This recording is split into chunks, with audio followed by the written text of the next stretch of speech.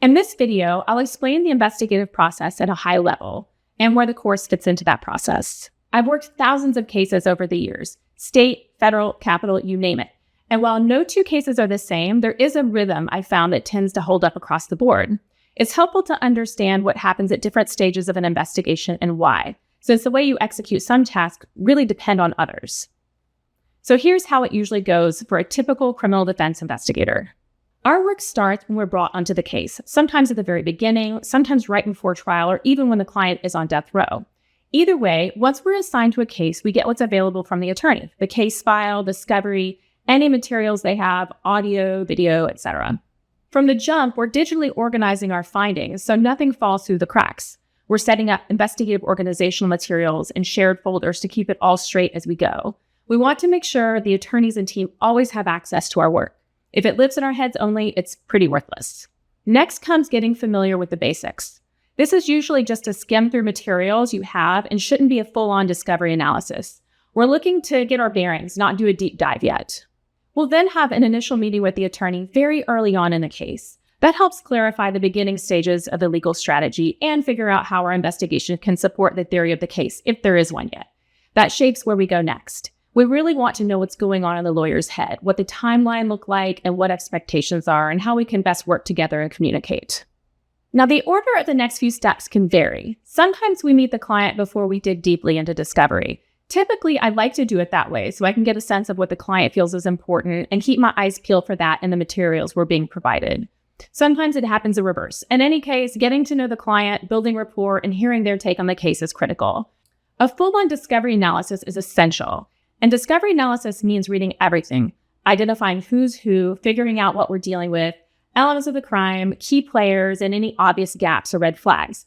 So we'll create organizational materials like witness lists, timelines, and record logs, and we're constantly logging questions and ideas as we go.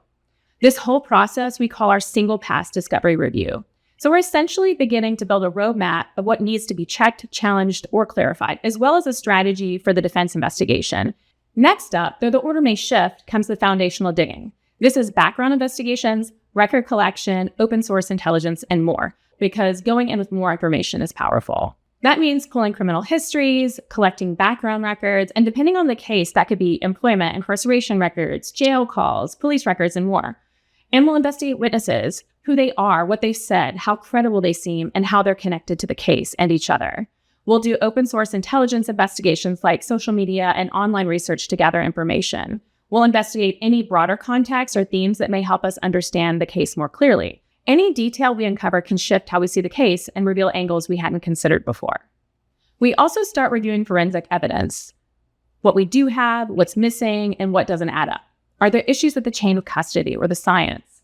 Are there experts we need to identify or consult? We're looking at digital evidence like cell phone forensics and checking if it lines up or doesn't with what the prosecution's narrative is. We'll almost always do scene visit. That might mean photographing it, mapping it out, checking sightlines, timing routes, basically trying to understand what a jury would see or what a witness might have actually observed and if the evidence fits. It helps ground the case in real-world logistics, and it always gives us a better perspective.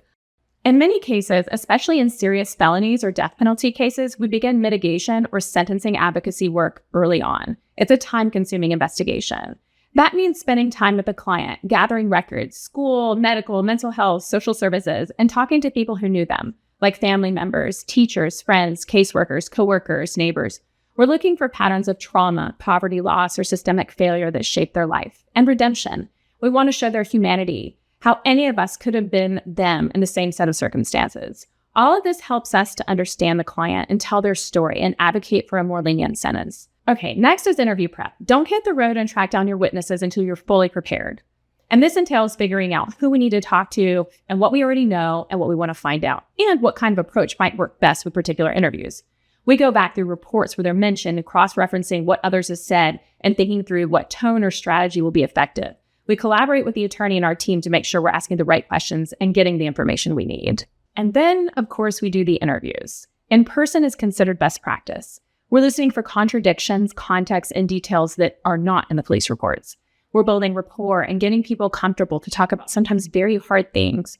We're covering our bases on getting all details possible using active listening and de-escalation skills and leaving the door open for follow-ups.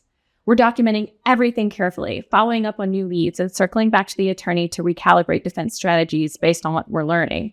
And we're writing a lot, memorializing our interviews in memo format, updating witness lists and timelines and discrepancy charts based on what we're learning to help the team actually use the information we're uncovering.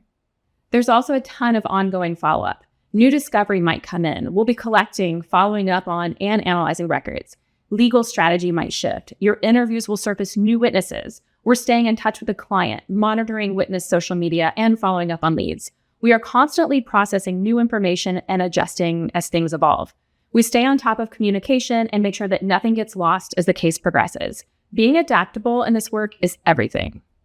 And finally, we help the attorney and the client get prepared for trial. That means many team meetings, working weekends and nights, pulling together specific timelines, visual aids, and organizing everything we've uncovered. It can also include helping prep or wrangle witnesses, doing last-minute interviews, serving subpoenas, and preparing to testify if needed. That's the general flow of a case. Again, it's not always linear. Sometimes you're interviewing someone before you even see all of the discovery. Sometimes you're chasing down records before you've met the client. It's flexible. But having this kind of mental map makes it easier to know what to focus on and how each skill, like the one we're about to cover, fits into the larger investigation. Are you ready to start?